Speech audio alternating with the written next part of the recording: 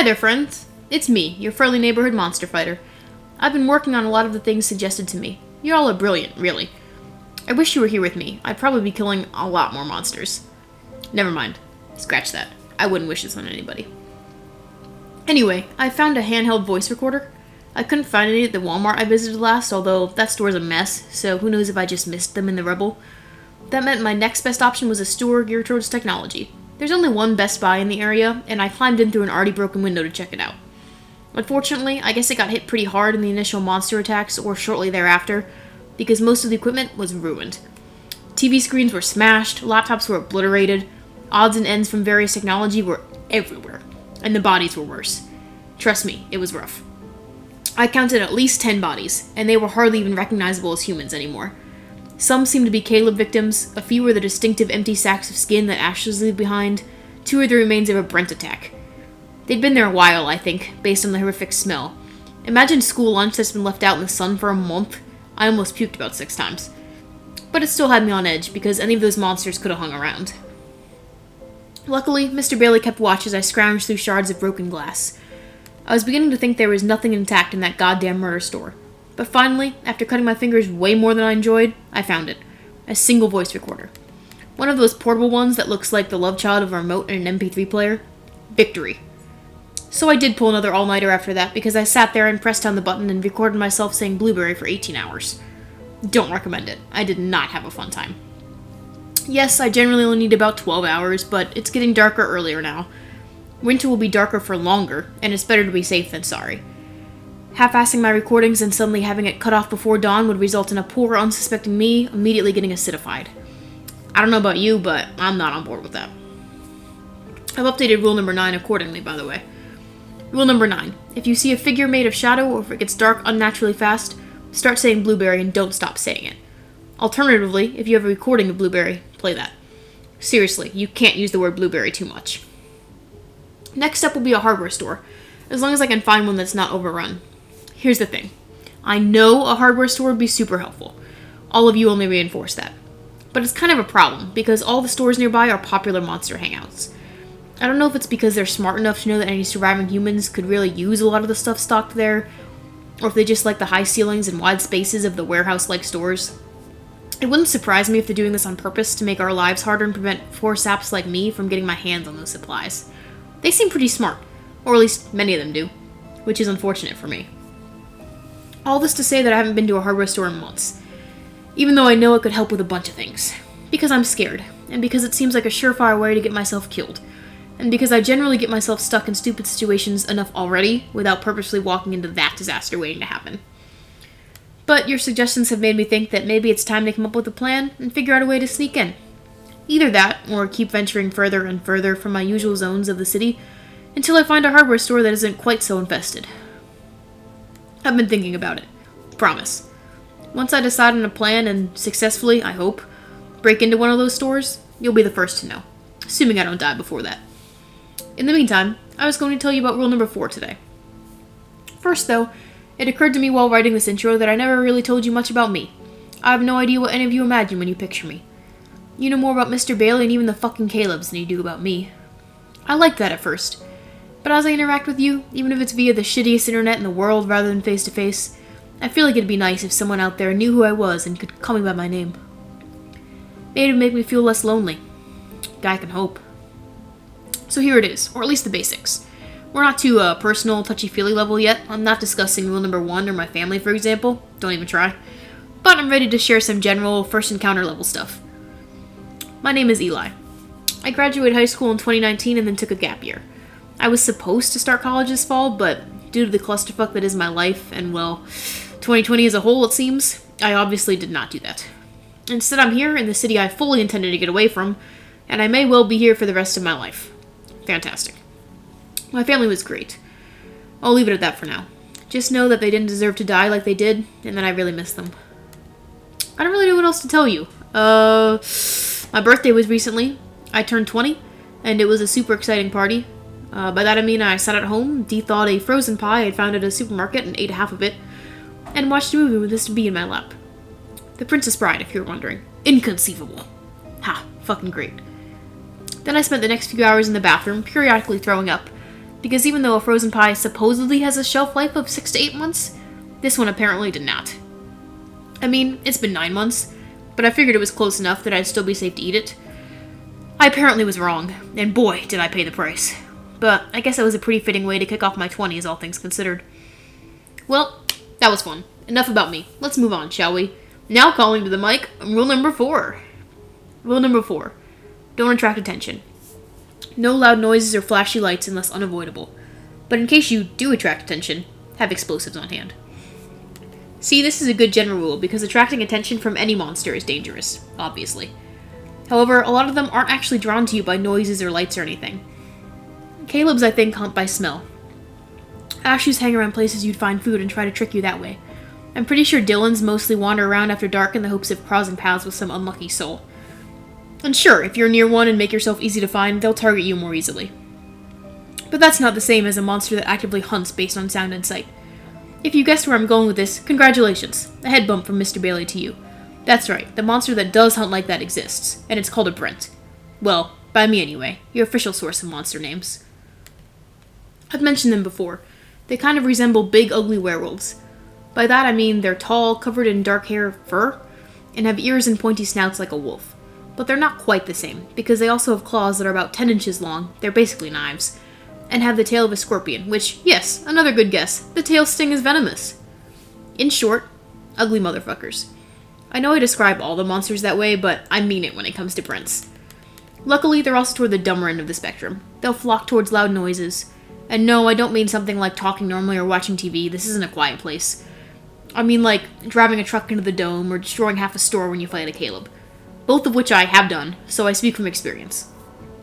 They'll flock towards lots of light too, like moths. Neon signs turning on, maybe car headlights, stuff of that variety. Again, not normal shit like small lights in houses or laser pointers, thank God. It's really only the big stuff that attracts their attention. I don't think they're very detail-oriented. A teacher wrote that on an assignment about me once, you know. Caleb and I were forced to do a world history report and presentation together. He got an A, but I got a B- because my contributions weren't quote-unquote detail-oriented enough. Is it my fault that I didn't care about what the Janissaries got up to? Spoiler alert, they pretty much all got killed anyway. Man, fuck Caleb. He didn't deserve that A. Fuck that teacher too. Ah well, they're both dead now. I won't say that's karma, but... Anyway. Some good news about Brents is that they're less dangerous now than they were when this all started. That's because there's fewer people fighting monsters and trying to survive, so there's less noise, less electricity usage. In general, if I live my life normally, I don't run into Brents too much. That is, assuming I book it out of an area after I kill a screaming Caleb or break a bunch of stuff in a store. Which I always do. Well, usually. You may remember me saying that my light show had a beautiful effect on Caleb, but attracted a pack of Brents. That is, unfortunately, true. But more good news about Brents is that they're also not the hardest monster to kill. They can get blown up or burnt to a crisp just like I could. So, set them on fire, make some Molotov cocktails, you're good to go. That is, if you see them coming. They're fast and strong, and if they sting you with that damn tail, it'll paralyze you. And then you get the delightful treat of laying there and watching, unable to move, while it tears out your organs and eats them. Brents like hearts and livers the most. At the beginning of all this, I saw a lot of people get torn apart by Brents. I've almost died by them a few times, mostly before I realized it was the sounds of fighting and murder that drew them. Back then, I wouldn't rush to leave after, say, killing a Caleb, and Brents would arrive shortly after. It took me longer than it should have to get it through my thick skull, while they always seemed to show up after minutes worth of horrific screeching. Thankfully, I caught on quicker about how to kill them. I first realized it when I met a group of people a few weeks after the city fell apart, when the monsters arrived. You know, every time I say something like that, all I can think of is, everything changed when the Fire Nation attacked. Ha! If only my life was that good a story. It was a group of 30 or so people who had made their home in a library. A nice one, with 2 floors, large arched windows, and the most books I've ever seen in my life. I ran across one of them while raiding a grocery store, and then she took me back to meet the rest. I had a really pleasant night at first, actually. They were friendly. Most didn't know each other and had lost their families or friends immediately, like I had.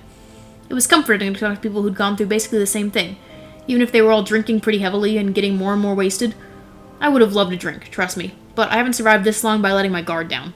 Even then, getting drunk in a world where I was surrounded by deadly monsters just waiting for a slip-up seemed like a stupid idea. After a few hours, they started getting up and retrieving books from the shelves, throwing them to the center of the floor in a large pile, a few of them drunkenly singing sea shanties as they did. I looked to the girl next to me in confusion. What the hell are they doing? We're having a party tonight, she said excitedly. Everyone's invited. What do you mean, everyone? I said cautiously, unease growing. Something about her eyes and the way she'd said that had made me very concerned. Mr. Bailey, who had been curled up unbothered on my lap earlier, was wide awake now. His claws were pricking into my leg, and he was growling softly as he watched the book mound grow taller. She threw her hands up in the air, laughing. I mean everyone. The humans, the monsters, all of them. She grabbed my arm and pulled me in close. Her eyes were bright. Too bright. Sickeningly so. You don't really want to live like this and eventually die a terrible death when you least expect it. Wouldn't you rather choose your time to die with friends by your side? Wouldn't you rather leave this hell now and ascend with us? Her voice was fast but filled with wonder, and I realized with horror that she truly believed what she was saying. I also realized what had been brought back to. This was a fucking suicide party. They'd been drinking for their last night, and they were about to intentionally get themselves killed. I jerked my arm away and stood up, my blood cold. No offense, but you're insane, I said. All of you are insane. You can give up if you want, but I'm sure as hell not dying tonight. She smiled at me. Too late, she said. And before I could do anything else, fire exploded beside me. I jumped to the side as flames looked closer and shielded my eyes from the shower of sparks. Looking over, I saw that the large book pile had been set aflame, and a massive bonfire of sorts now stretched up to the ceiling. It was enormous, and it was clearly visible through the windows. As if that wasn't enough, they all started to join hands, and the song changed from sea shanties to a unified, deeply chilling rendition of Hallelujah. The girl reached for my hand, but simply shrugged when I recoiled, completing the circle without me. This was easily the most terrifying thing I'd encountered since what had happened to my family. And that was saying something. Stop! Stop! You're crazy! I insisted. They ignored me. Mr. Bailey chirped anxiously, and I realized he was right. They were a lost cause. If I didn't leave now, I'd be Brent food, just like them. So I ran for the door. But it was already too late. Brents are fast, after all. The large windows exploded as 4 Brents burst through them. I ducked behind a column to stay out of sight, and within seconds was witnessing a massacre. Blood sprayed, squelching interrupted the song as organs were ripped out. Bodies slumped to the floor as they were paralyzed or disemboweled. I wanted to look away, but I couldn't. And I'm glad I didn't, because then I saw something that saved my life. One of the Brents, apparently the stupidest one, tried to leap over the bonfire to attack another person, but it didn't jump high enough. It passed right through the flames and began to howl in pain as they burned it. I stared in fascination as it landed on the other side, fire engulfing its body, and struggled until it fell to the ground, a burnt, ashen husk. That's the first time I had seen a Brent die, and now I knew what they were vulnerable to. The exit was blocked anyway, I couldn't leave, which meant my best option was to use the fire against them. So that's what I did. I took off my jacket, wrapped my hand in it, and then sprinted for the fire. Miraculously, I made it there, and I wasted no time grabbing flaming books and launching them like missiles at the closest Brents. Not to brag, but I'm not a bad shot. I made contact with the 2 near me pretty quick, and I guess their fur is flammable because the fire spread easily. Thank God, because otherwise they would have come after me sooner. As it was, I had time to keep moving, dancing around the edge of the fire and continuing to pelt them with burning books. It took a few for each of them to truly go up in flames, but eventually they too became a lovely column of fire, howling as they cooked. Yes, it did smell kind of like barbecue, but in a gross way, like if the meat was spoiled. That left 1 Brent, who unfortunately had just finished his meal of human intestines and was looking in my direction. My hand was burning even through my jacket, and I wasn't sure how many more books I could grab before I seriously injured myself. But the Brent had stood up and was heading this way, growling, its eyes fixed on me. Before I could touch another book, the fire exploded outward. I guess maybe they'd poured gasoline on a few of the books, I don't know. I went flying and landed on more books and broken glass near the window. My cheeks and hands landed heavily on glass shards, and I could feel the blood dripping immediately. But overall, I was okay. The Brent had been closer to the side of the bonfire that had erupted. I'd avoided most of the impact. As I sat up, my body sore from the landing, I knew I'd be aching for days. I was praying that the explosion had killed it. Even from my spot on the floor, I could tell it had.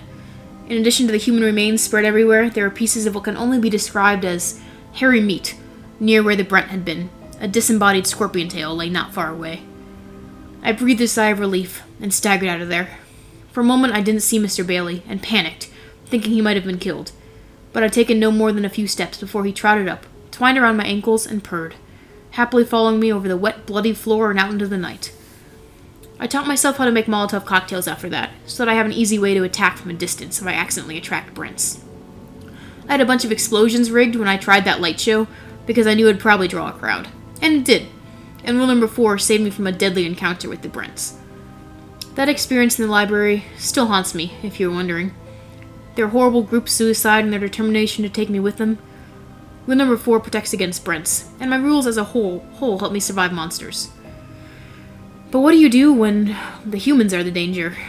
When humans might be the death of you, even in a world where there are literal monsters? There's no rules that can prepare for that. And maybe that's the most terrifying part of all.